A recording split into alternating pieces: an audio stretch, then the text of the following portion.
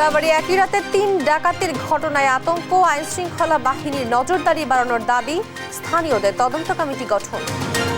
পূর্বাঞ্চলে বুয়েট শিক্ষার্থী নিহতের ঘটনায় গ্রেফতার ৩ আসামির রিমান্ড শুনানি আজ। ডোপ টেস্টে পজিটিভ হওয়ায় আরেকটি মামলা।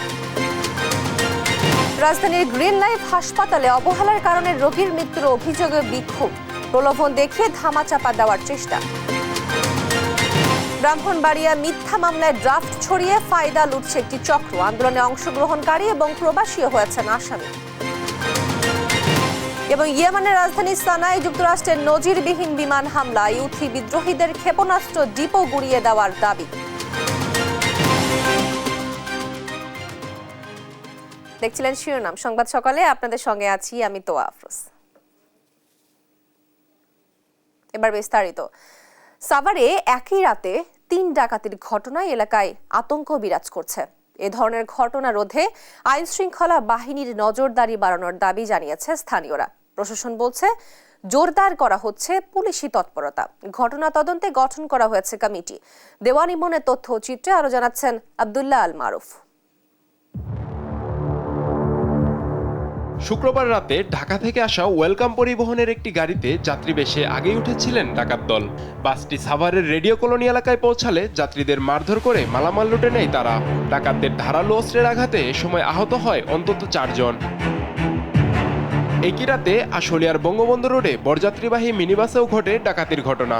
স্থানীয়রা জানান, গাছ ফেলে রাস্তা অবরোধ করে দুর্বৃত্তরা। গাড়িতে থাকা সবাইকে মারধর করে সর্বস্ব লুটে নেয় তারা।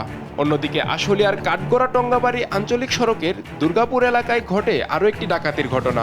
প্রাইভেট কারের গতিরোধ করে ডাকাত দল, পরে লুটে নেওয়া হয় মালামাল। ডাকাতি হয়েছে, পরে গাড়ির গ্লাস দেখলাম, সামনের গ্লাস ভাঙ্গা, পিছনের গ্লাস ভাঙ্গা, আর সাইড দিয়ে এভাবে বাইরে বাইরে বাঁকা করে হালাইছে। পুলিশ আসলে, আইনের লোক আসলে দুই জায়গা থাকে, নিরাপদে আমরা শান্তিতে বসবাস করতে পারি। বাগান থেকে গাছ তুলিয়া রাস্তা ব্লক করিয়া অস্ত্রপাতি ধরিয়া যা জিনিস মালপত্র থাকে সব নিয়ে নেয় মারধর করিয়া। ঢাকা আরিচা মহাসড়কে সিএনবি আশুলিয়া সড়কের কলমা এলাকায় প্রতিনিয়ত ঘটছে ডাকাতির ঘটনা। এসব ঘটনায় মালামাল লুট করার পাশাপাশি হচ্ছে প্রাণহানি। সড়ক বাদে স্থাপন আর পুলিশের টহল বাড়ানোর ওপর জোর দিচ্ছে স্থানীয়রা। মাঝে মাঝে দেওয়াল টপকে আসে গ্লাস, গাড়ির গ্লাস ভাঙে আর ছিনতাই মানে হয়, খুব আতঙ্কই থাকে। এখানে যে একটা পুলিশের ব্যবস্থা হইতো তাহলে আমাদের পক্ষে ভালো হইতো। রাতে রাস্তার মধ্যে গাছ ফেলানো হয় আধারের মধ্যে, মানে এদিক দিয়ে যদি লাইটের ব্যবস্থা করা হয় আর পুলিশ মোতায়েন করা হয় তাহলে আমাদের আসা যাওয়া সুবিধা হয় আর কি। রাত করে সিগন্যাল দেয় 3-4 জনে, সিগন্যাল দিয়ে লেজার লাইট আছে ওইটা ধরার পরে সিগন্যাল দেয়, সিগন্যাল দেওয়ার পরে বলে আমরা পুলিশের লোক, এগুলো বললে 3-4 জন উঠে কয় গাড়ি চাপাও। রাত্রি অনেক সময় গাছ কেটে ফেলে, আবার অনেক সময় কুয়াশার মধ্যে ইটু মারে, বিটি দাঁড়ায় থাকে বা ছেলে ফেলে সাইডে দাঁড়ায় থাকে, দেখা যায় না। হয়তো গাড়ি সোলোর মধ্যে ভাঙা মধ্যে যখন ব্রেক মারে তখন দৌড় মারি চলে আসে। 3 ডাকাতির ঘটনায় তদন্ত কমিটি গঠন করা হয়েছে। পাশাপাশি পুলিশি তৎপরতা আরো জোরদার করা হবে বলে জানায় পুলিশ। জায়গায় আমরা যেগুলো ভালনারেবল সেখানে আমরা 24 ঘন্টা তৎপরতার মধ্যে থাকবে পুলিশ, যাতে আমরা আশা করি যে ভবিষ্যতে আর এরকম হবে না, অপ্রীতিকর ঘটনা ঘটবে না। 3 ডাকাতির ঘটনার পর সড়ক মহাসড়কে বাড়ানো হয়েছে আইন শৃঙ্খলা বাহিনীর নজরদারি। নিউজ ডেস্ক, দেশ টিভি। পূর্বাঞ্চলে বুয়েট শিক্ষার্থী নিহতের ঘটনায় প্রাইভেট কারে থাকা 3 জনের বিরুদ্ধে আরও একটি মামলা হয়েছে। ডোপ টেস্টে মাদক গ্রহণের প্রমাণ পাওয়ায় এই মামলা করা হয়। আজ আদালতে 3 আসামির রিমান্ড শুনানি হওয়ার কথা রয়েছে। এদিকে হত্যার বিচার দাবিতে শনিবারও বুয়েটে বিক্ষোভ করেছে তার সহপাঠীরা। এ সময় পুলিশের বিরুদ্ধে অসহযোগিতার অভিযোগ করে ঘটনার সুষ্ঠু বিচারে 5 দফা দাবি জানিয়েছেন তারা। মোহাম্মদ সাকিবের রিপোর্ট। পূর্বাচল 300 ফিট সড়কের নীলা মার্কেট এলাকায় পুলিশের তল্লাশি চৌকিতে বৃহস্পতিবার দিবাগত রাত 3টায় প্রাইভেট কারের ধাক্কায় নিহত হয় বুয়েটের সিএসি বিভাগের 2য় বর্ষের ছাত্র মুহতাসিম মাসুদ। গুরুতর আহত হয় তার 2 সহপাঠী মেহেদি হাসান খান ও অমিত সাহা। এই ঘটনায় গাড়ি চালক সহ 3 জনকে আটক করে পুলিশ। গেল শুক্রবার নারায়ণগঞ্জ জেলা হাসপাতালে গ্রেপ্তার 3 জনের ডোপ টেস্ট করা হয়। তাদের 2 জনের শরীরে অ্যালকোহল ও গাঁজার উপস্থিতি পেয়েছেন চিকিৎসকরা। এদিকে সহপাঠীর মৃত্যুর সুষ্ঠু তদন্ত ও বিচার দাবি করে দ্বিতীয় দিনের মতো বিক্ষোভ করেছেন বুয়েটের শিক্ষার্থীরা। শুক্রবার দুপুরে সংবাদ সম্মেলন করে 5 দফা দাবি জানায় তারা। আমরা এই হত্যাকাণ্ডের দৃষ্টান্তমূলক শাস্তি দাবি করছি। ইতিমধ্যে আমরা দেখতে পাচ্ছি যে অভিযুক্তদের আইনজীবী গণমাধ্যমে বিভিন্ন রকমের বিভ্রান্তিমূলক তথ্য দিয়ে ঘটনাকে ধামাচাপা দেওয়ার চেষ্টা করছেন। আমরা সরকারের কাছে দাবি জানাচ্ছি, সড়কের নিরাপত্তা আইন জোরদার করুন, দেশের বিচার ব্যবস্থাকে একটি গোষ্ঠীর হাতে জিম্মি হওয়ার হাত থেকে রক্ষা করুন। মাসুদ হত্যায় গ্রেপ্তার 3 জনই শিক্ষার্থী। এর মধ্যে মুবিন আল মামুন মিরপুর ডিওএইচএস এর বাসিন্দা ব্রিগেডিয়ার জেনারেল অবসরপ্রাপ্ত আব্দুল্লাহ আল মামুনের ছেলে। ঘটনার সময় মুবিনের সঙ্গে ছিলেন মিরাজুল করিম ও আসিফ চৌধুরী। রোববার আসামিদের রিমান্ড শুনানি হবে। মোহাম্মদ সাকিব, দেশ TV, Dhaka. Green life medical college হাসপাতালে অবহেলাজনিত কারণে মোশাররফ হোসেন নামের এক রোগীর মৃত্যুতে বিক্ষোভ করেছে তার স্বজনরা। তাদের দাবি, চাকরি এবং টাকার প্রলোভন দেখিয়ে বিষয়টি ধামাচাপা দেওয়ার চেষ্টা করে হাসপাতাল কর্তৃপক্ষ। অভিযোগের বিষয়ে কোনো সদুত্তর দিতে পারেনি তারা। পরে পুলিশ ঘটনাস্থলে এলে পরিস্থিতি নিয়ন্ত্রণে আসে। ফজলে আদিত্যের রিপোর্ট। শনিবার দুপুরে গ্রিন লাইফ মেডিকেল কলেজ হাসপাতালে হার্টের বাইপাস সার্জারি করাতে আসেন হৃদরোগে আক্রান্ত মোশাররফ হোসেন। পরিবারের দাবি, হৃদরোগ ইনস্টিটিউটের বিভাগীয় প্রধান মঞ্জুরুল ইসলামের বাইপাস সার্জারি করার কথা থাকলেও অপারেশন থিয়েটারে ছিলেন অন্য চিকিৎসক। আমার রুগীকে বলতেছে, আমার কতক্ষণ পরে 10-15 মিনিট পরে আমার রুগীকে বলছে আপনার অপারেশন সাকসেসফুল। তার কিছুক্ষণ পরে সাকসেসফুল বলেই তারাই আবার বলতেছে কতক্ষণ পরে আমরা বাবার হার্ট পালস কিছুই পাওয়া যাচ্ছে না, আমরা বাবা মারা গেছে। তো এখানে হলো আমার যতটুকু সন্দেহ, আমার ডাক্তারের অবহেলার ভুল চিকিৎসার কারণে আমার বাবা মারা গিয়েছে। ভুল চিকিৎসায় মোশাররফ হোসেনের মৃত্যুর অভিযোগে গ্রিন লাইফ মেডিকেল কলেজ হাসপাতালে বিক্ষোভ করে তার স্বজনরা। মোশাররফ হোসেনের মেয়ের দাবি, বিষয়টি সমঝোতা করতে চাকরি ও টাকার প্রলোভন দেখায় হাসপাতাল কর্তৃপক্ষ। মঞ্জুরুল আলম স্যার আমাকে আর কি আমার পড়ালেখার খরচ, 5 বছর পড়ালেখা শেষে গ্রিন লাইফ উনি আমার জব দিয়ে দিবে, এটা স্যার আমার অফার করছে। এবং স্যার যখন বেরোলো দ্বিতীয়বার ওনার যে অ্যাসিস্ট্যান্ট জুয়েল, ওই জুয়েলের কাছে নাকি অন্য একটা স্যার আবার 5000 টাকা দিচ্ছে, যেটা পেশেন্টদের দিও গাড়ি অ্যাম্বুলেন্স ভাড়াটা রেগুলার দিতে। ওই জুয়েল ভাই আমার সাথে। পরে আমি বললাম আমার আব্বা এই বাচ্চা না, আমি টাকা দিয়ে কি করবো, আমার টাকা দরকার নাই। এই বিষয়ে গ্রিন লাইফ মেডিকেল কলেজ হাসপাতাল কর্তৃপক্ষের সঙ্গে কথা বলতে চাইলে কোনো সদুত্তর দিতে পারেনি তারা। কাটা হয়েছে, কাটা সম্পূর্ণ পায়ের রগও 2টা কাটা হয়েছে, কাইটা যখন এখানে লাগানো হচ্ছে সেটাও ওনারা করছে, পরে আসছে উনি। আচ্ছা, তাহলে আমরা চেষ্টা করবো যে ওনাকে নিয়ে এটা উত্তরটা দিতে। তাহলে ভিতরে কিছু ইনসিডেন্স তো আর আমার পক্ষে জানা নাই বা আমি ছিলামও না, তো এটা তাহলে ওনার কাছ থেকে পেন্ডিং থাকলো। ঘটনাস্থলে থাকা কলাবাগান থানার ওসি তদন্ত রফিকুল ইসলাম জানান, অভিযোগ খতিয়ে দেখে পরবর্তী ব্যবস্থা নেওয়া হবে।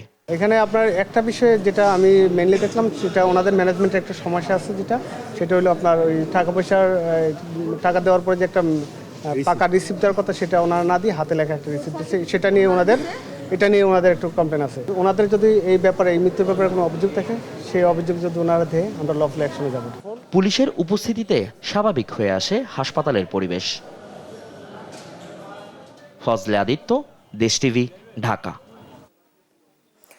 সংস্কার না হওয়ায় নানা সমস্যায় জর্জরিত নওগাঁ কেন্দ্রীয় বাস টার্মিনাল। এ নিয়ে বিস্তারিত জানাতে সংযুক্ত হচ্ছেন সহকর্মী কাজী কামাল হোসেন। কামাল, ভোগান্তি নিয়ে কি বলছেন যাত্রীরা, আর টার্মিনালটি সংস্কারের প্রশাসনের কোনো উদ্যোগ দেখেছেন কিনা জানাবেন।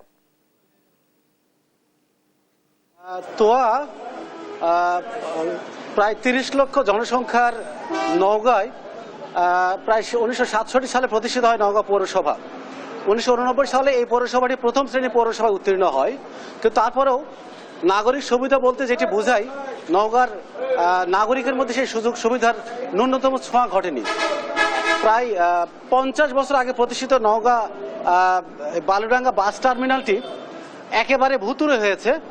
এখানে ন্যূনতম নাগরিক সুবিধা নেই বললেই চলে। এখানে টয়লেট নেই, খাবার পানি নেই, বসার জায়গা নেই, নাগরিক সুযোগ সুবিধা নেই, মাথা গোঁজার ঠাঁই নেই, নিরাপত্তা নেই। বলতে গেলে নওগাঁ বালুডাঙ্গা বাস টার্মিনালটি শুধু নাই আর নাই। এখানে একেবারেই নাগরিক সুবিধা নেই। এইখান থেকে প্রতিদিন নওগাঁর অভ্যন্তরীণ রুটে এবং নওগাঁর বাইরে বিভিন্ন জায়গায় 5 থেকে প্রায় 600 বাস চলাচল করে। তারপরেও এমন গুরুত্বপূর্ণ বাস টার্মিনালটি দীর্ঘদিন যাবৎ এরকম পরিত্যক্ত কিংবা নির্মাণ না করার কোনো কারণ বা কোনো অজুহাত খুঁজে পাওয়া যাচ্ছে না। আমি এখন দাঁড়িয়ে আছি এই সেই ভগ্নদশার পৌর টার্মিনালে। এখানে বেশ কিছু শ্রমিক আছেন যারা মূলত প্রতিদিন জীবনের ঝুঁকি নিয়ে কাজ করছেন, মূলত তাদের জীবন এক হাতে নিয়ে কাজ করছেন। এরকম বেশ কিছু শ্রমিকের সাথে আমি কথা বলার চেষ্টা করছি। এই মুহূর্তে কথা বলবো একজন শ্রমিকের সাথে। আসলে কি মনে করছেন এই ভগ্ন পৌর বাস টার্মিনালটি নিয়ে, আসলে কি দাবি আপনাদের? এই টার্মিনালটা দীর্ঘদিন থেকে কোনো সংস্কার নাই। ইতিপূর্বে নওগাঁ পৌরসভা পরিত্যক্ত ঘোষণা করলেও আমরা জীবনের ঝুঁকি নিয়ে এখানে কর্ম করি। এখানে বসার জায়গা নাই, পায়খানা পেশাব করার জায়গা নাই, পানির ব্যবস্থা নাই, শুধু নাই আর নাই। এখানে তারপরও কর্ম করে আসে 1 মিনিট বসে থাকবেন, সেই কোনো ব্যবস্থা নাই। টার্মিনালের গাড়ি রাখার উপযুক্ত পরিবেশ নাই, 1 হাঁটু পানি জমে। রাস্তায় যদি গাড়ি নিয়ে যাওয়া হয় পুলিশ আসে হয়রানি করে, লাঠিতে পিটায়। আমরা শ্রমিকেরা খুব নির্যাতনের শিকার হই। আমরা তাই প্রশাসনের কাছে সরকারের কাছে দ্রুত দাবি করি যেন টার্মিনালটা দ্রুত সংস্কার করে। তোয়া শুনছিলেন একজন শ্রমিকের কষ্টের কথা। তিনি জানাচ্ছিলেন আসলে এই টার্মিনালের এই সমস্যাগুলোর কথা। নওগাঁয় 30 লক্ষ জনসংখ্যার এই টার্মিনালটি 1980-র দশকে স্থাপিত হয়েছিল। অভ্যন্তরীণ সহ বিভিন্ন রুটে নওগাঁয় গড়ে 5 থেকে 600 বাস এখান থেকে চলাচল করে। স্থানীয় বাস শ্রমিক সহ চালকদের দাবি খুব দ্রুত এই টার্মিনালটি ভেঙে নতুন এবং আধুনিক মানের একটি বাস টার্মিনালের নির্মাণ করা হোক। নওগাঁ থেকে এই ছিল বাস টার্মিনালের বিষয় নিয়ে সর্বশেষ তথ্য।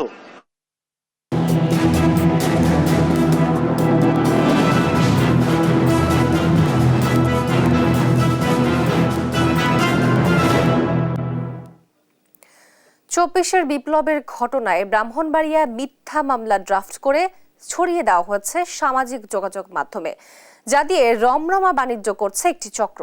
আন্দোলনে অংশগ্রহণকারী এবং বিদেশে থাকা ব্যক্তিদেরও করা হয়েছে আসামি। মিথ্যা মামলা বাণিজ্য ধারাবাহিকের আজ 14th পর্ব অনুসন্ধান করেছেন ব্রাহ্মণবাড়িয়া প্রতিনিধি মেহেদি নূর, জানাচ্ছেন এম এ আসিম।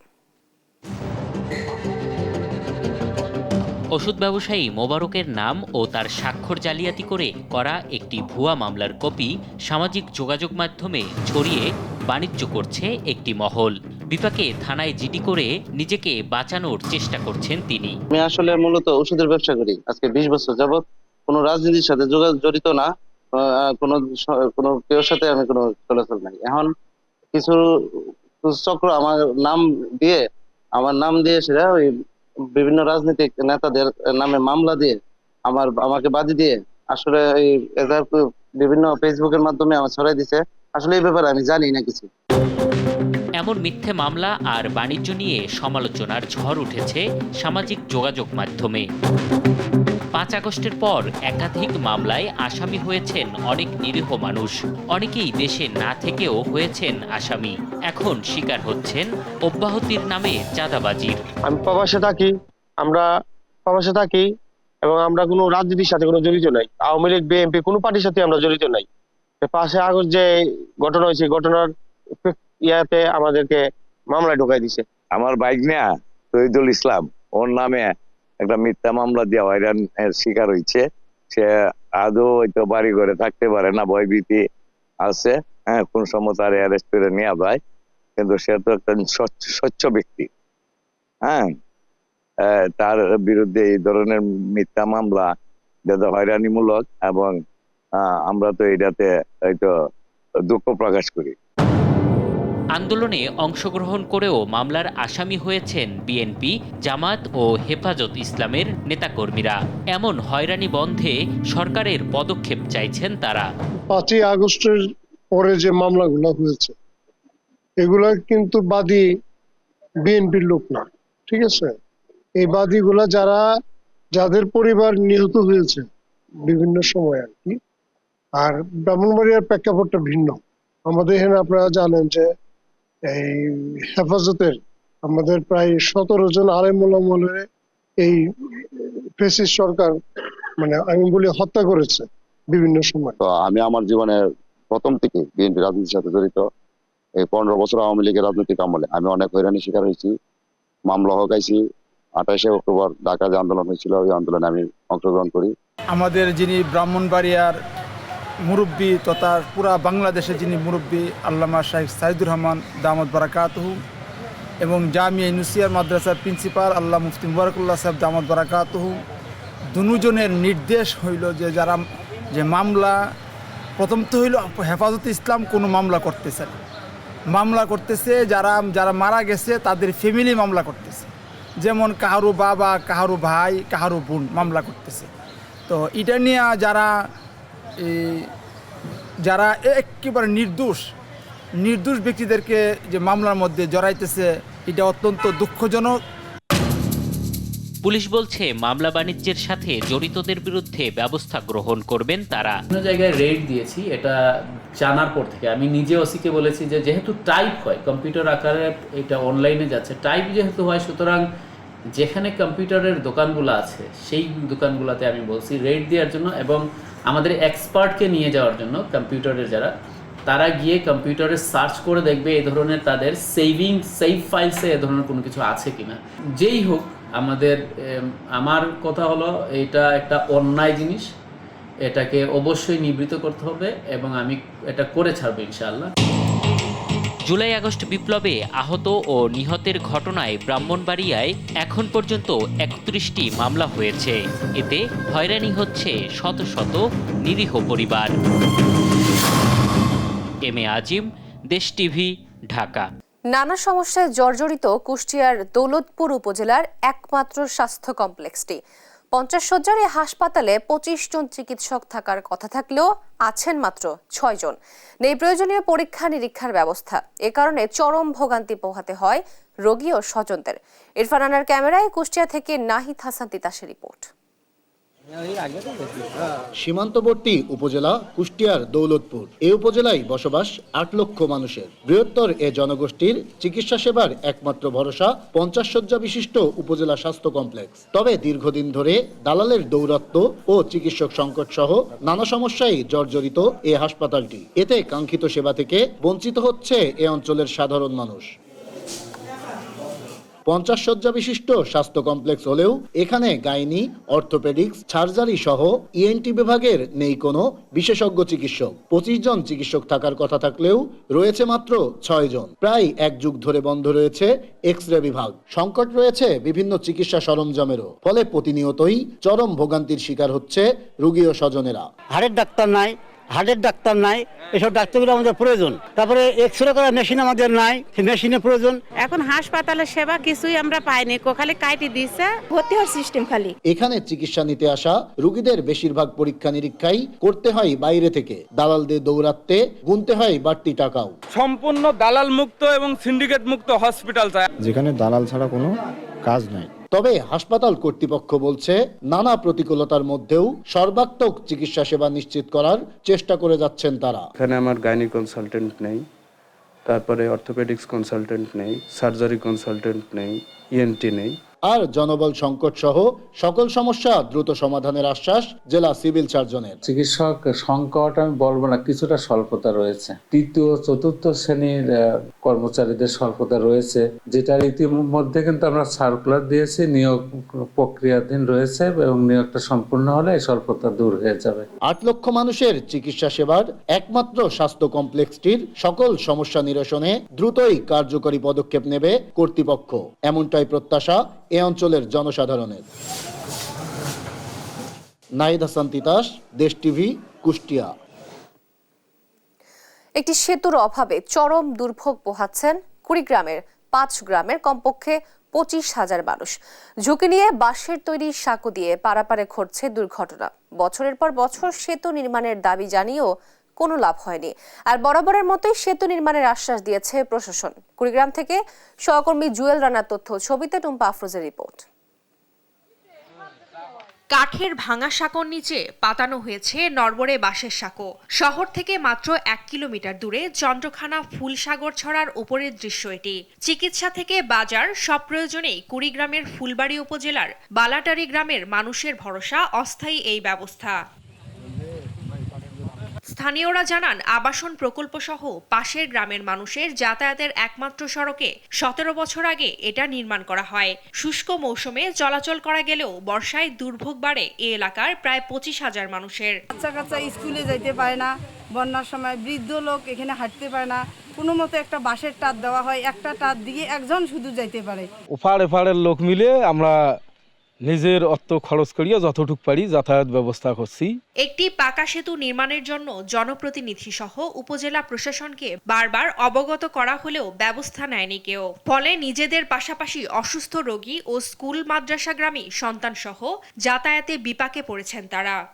আমার পথ নাই, রাস্তা নাই, গাড়ি নাই, কোনো নাই, আমার কি করতে চলি। সবাই বলে যে আসি হয় হইতেছে না। এই 16-17 বছর ধরে আমাদের খুব লাঞ্ছিত হচ্ছি, বিভ্রান্ত পড়িয়েছি। বর্ষার সময় যাওয়া আসা একবারে হয় না। সাঁকোর জরাজীর্ণতার কথা স্বীকার করে বরাদ্দ পাওয়া সাপেক্ষে স্থায়ী সেতু নির্মাণের আশ্বাস দেন উপজেলা প্রশাসনের এই কর্মকর্তা। আমাদের বরাদ্দ প্রাপ্তির সাপেক্ষে এই সাঁকোটিকে স্থায়ী কোনো ব্রিজে রূপান্তর করা যায় কিনা চেষ্টা আমাদের অব্যাহত রয়েছে। আমরা আশা করি হয়তো ভবিষ্যতে বরাদ্দ পেলে আমরা এখানে স্থায়ী একটি ব্রিজ নির্মাণ করতে সক্ষম হব। 2008 সালে নির্মাণ করা হয় 60 মিটার দৈর্ঘ্যের কাঠের সাঁকোটি, কিন্তু নির্মাণের 5 বছরের মাথায় ক্ষতিগ্রস্ত হয়ে পড়ে এটি। দুর্ভোগ লাঘবে দ্রুত সেতুটি নির্মাণ দেখতে চায় এলাকাবাসী। নিউজ ডেস্ক, দেশ টিভি। আন্তর্জাতিক প্রসঙ্গ। ইয়েমেনের রাজধানী সানায় নজিরবিহীন বিমান হামলা চালিয়েছে যুক্তরাষ্ট্র। গুড়িয়ে দেওয়া হচ্ছে বিদ্রোহী গোষ্ঠী ইউথির ক্ষেপণাস্ত্র ডিপো, এমন দাবি করেছে মার্কিন সামরিক বাহিনী। স্থানীয় সময় শনিবার ইরান সমর্থিত ইয়েমেনের বিদ্রোহী গোষ্ঠী হাইতির ক্ষেপণাস্ত্রাগারে হামলা চালানো হয় বলে দাবি করে মার্কিন সামরিক বাহিনীর কেন্দ্রীয় কমান্ড ক্যান্টাকম। এ সময় লোহিত সাগরে ইউথি বিদ্রোহীদের বেশ কয়েকটি ড্রোন ও একটি এন্ট্রি ক্রুজ ক্ষেপণাস্ত্র রণতরী ধ্বংসের দাবিও করে তারা। ক্যান্টাকম জানায়, লোহিত সাগরে মার্কিন নৌবাহিনীর যুদ্ধ জাহাজে হাইতির হামলার জবাবে পাল্টা এ হামলা চালানো হয়। গাজা উপত্যকায় ইসরায়েলের বর্বর হামলা অব্যাহত রয়েছে। স্থানীয় সময় শনিবার প্রাণ গেছে 14 জনের। এ নিয়ে এখন পর্যন্ত গাজায় প্রাণ গেছে 45,227 ফিলিস্তিনির। এছাড়া উপত্যকার কামাল আদওয়ান হাসপাতালে আবারও হামলা চালিয়েছে নেতানিয়াহু বাহিনী। জাতিগত নিধনের লক্ষ্যে গাজা উপত্যকায় হামলা চালিয়ে যাচ্ছে ইসরায়েল। শরণার্থী শিবির সহ হাসপাতালগুলোতে হামলা চালাচ্ছে তারা। শনিবার ইসরায়েলের প্রতিরক্ষা বাহিনীর হামলায় গাজার উত্তরাঞ্চলে একই পরিবারের মা সহ মারা গেছে 3 মেয়ে। এছাড়া কেন্দ্রীয় শহর নুসেরাত ও দের আল বালাই আইডিএফ এর হামলার শিকার হয়েছে শিশুরাও।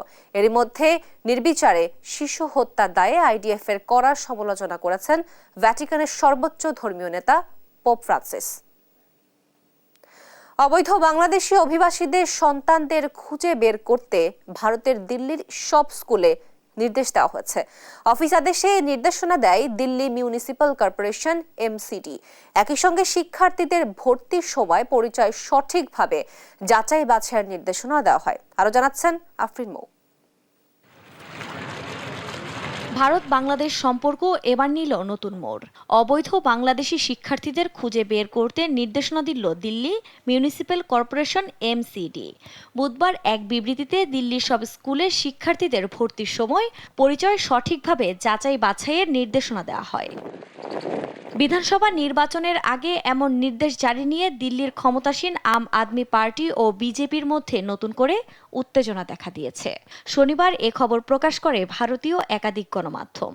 অবৈধ বাংলাদেশি অভিবাসীদের বিরুদ্ধে কঠোর পদক্ষেপ নিতে দিল্লির লেফটেন্যান্ট গভর্নর সেক্রেটারিয়েট আদেশ দেওয়ার কয়েকদিন পরই এর নির্দেশনা এলো। শুধু শিক্ষার্থীরাই নয়, পাশাপাশি অবৈধ বাংলাদেশি অভিবাসীদের কথিত দখলকৃত এলাকা খালি করার নির্দেশনাও দিয়েছে এমসিডি। এ বিষয়ে কি কি পদক্ষেপ নেওয়া হয়েছে তা জানিয়ে 31 ডিসেম্বরের মধ্যে প্রতিবেদন জমা দিতেও বলা হয়েছে। বাংলাদেশি অনুপ্রবেশকারীদের এরই মধ্যে কোনো জন্ম সনদ ইস্যু করা হয়েছে কিনা তার জন্য একটি বিশেষ দল তৈরির কথাও বলা হয়। এছাড়া এমসিডির সংশ্লিষ্ট বিভাগীয় প্রধান ও আঞ্চলিক কর্মকর্তাদের উপযুক্ত ব্যবস্থা নিতেও বলা হয়েছে। এই নির্দেশনার প্রতিক্রিয়া জানিয়েছেন আম আদমি পার্টির এমপি সঞ্জয় সিং। বলেন, এমসিডির এই আদেশের মাধ্যমে অবৈধ অভিবাসীদের নামে পূর্বাঞ্চলীয় সম্প্রদায়কে অপমান ও অসম্মান করার চেষ্টা করছে। যদিও এ বিষয়ে এখনো কোনো মন্তব্য করেনি বাংলাদেশ। আফরিন মৌ, নিউজ ডেস্ক, দেশ টিভি।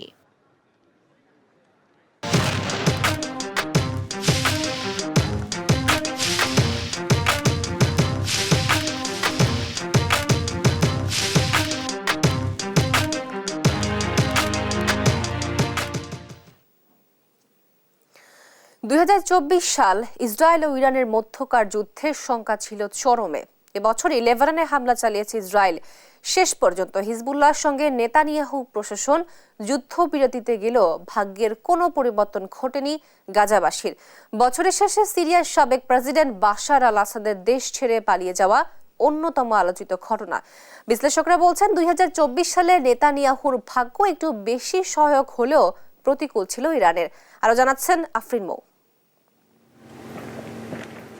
2024-এ মধ্যপ্রাচ্যের পরিস্থিতি ছিল বেশ টানটান উত্তেজনাপূর্ণ। গাজায় আগ্রাসনের জবাবে 2023 সাল থেকে ইসরায়েলি ভূখণ্ড লক্ষ্য করে হামলা চালিয়ে আসছিল হিজবুল্লাহ। এর ভয়ঙ্কর জবাবের হুঁশিয়ারি দিয়ে 17 সেপ্টেম্বর ইরান সমর্থিত গোষ্ঠীটিকে গোড়া থেকে উপড়ে ফেলার লক্ষ্যে লেবাননে হামলা শুরু করে ইসরায়েল। হিজবুল্লাহর সঙ্গে যুদ্ধবিরতি কার্যকর হলেও গাজার পরিস্থিতির কোনো উন্নতি হয়নি 2024-এ। 45,000-এর বেশি ফিলিস্তিনির মৃত্যুর পরও হামাস নির্মূলের নামে উপত্যকায় চলছে তাণ্ডব। খাদ্য সংকটে থাকা গাজার মানবিক পরিস্থিতি আরও করুণ করে তুলতে জাতিসংঘের ত্রাণ সংস্থা UNRWকে নিষিদ্ধে আইনও পাশ করে নেতানিয়াহু প্রশাসন। বছরটা মোটেও ভালো ছিল না ইরানের জন্য। ইসরায়েল এই বছর যতটা আগ্রাসী ছিল তেহরানের পক্ষে ততটা সম্ভব হয়নি। ইরানের জন্য সবচেয়ে বড় ধাক্কা ছিল প্রেসিডেন্ট রাইসি ও পররাষ্ট্রমন্ত্রী সহ মে মাসে গুরুত্বপূর্ণ নেতার দুর্ঘটনায় মৃত্যুটি। ইরান সমর্থিত গোষ্ঠীগুলোর প্রধানকে হত্যার মাধ্যমে মধ্যপ্রাচ্যের শক্তিশালী এ দেশকে পঙ্গু করার লক্ষ্যে বেশ সফলতাও দেখিয়েছে ইসরায়েল। মাত্র 12 দিনে বিদ্রোহীদের হামলার মুখে সিরিয়া ছেড়ে পালাতে বাধ্য হয় ইরানের মিত্র আসাদ। এ উত্তেজনাকে কাজে লাগিয়ে তড়িঘড়ি করে কৌশলগত দিক দিয়ে গুরুত্বপূর্ণ সিরিয়ার গোলান মালভূমি দখল করে নেয় নেতানিয়াহু। পুরো বছর ধরে তেহরান তেল আবিবের যুদ্ধের শঙ্কাও ছিল চরমে। এপ্রিলে দামেস্কে ইরানের দূতাবাসে ইসরায়েলি বোমা হামলার প্রতিশোধে নিজেদের মাটি থেকে প্রথমবারের মতো এ বছরই হামলা চালায় তেহরান। স্বীকার না করলেও ব্যাপক ক্ষতির মুখে পড়ে নেতানিয়াহু প্রশাসন। সেই সঙ্গে প্রশ্নের মুখে পড়ে তেল আবিবের আকাশ প্রতিরক্ষা ব্যবস্থা। তবে রাজনৈতিক বিশ্লেষকদের মতে সব দিক দিয়ে কোণঠাসা হলেও নিজেদের দুর্বলতা চোখের সামনে ভেসে উঠেছে তেহরানের। শেষ পর্যন্ত আরও শক্তিশালী হয়ে নেতানিয়াহুর প্রতিটি আঘাতের জবাব দেওয়ার জন্য প্রস্তুতি নিচ্ছে দেশটি। আফরিন মৌ, নিউজ ডেস্ক, দেশ টিভি।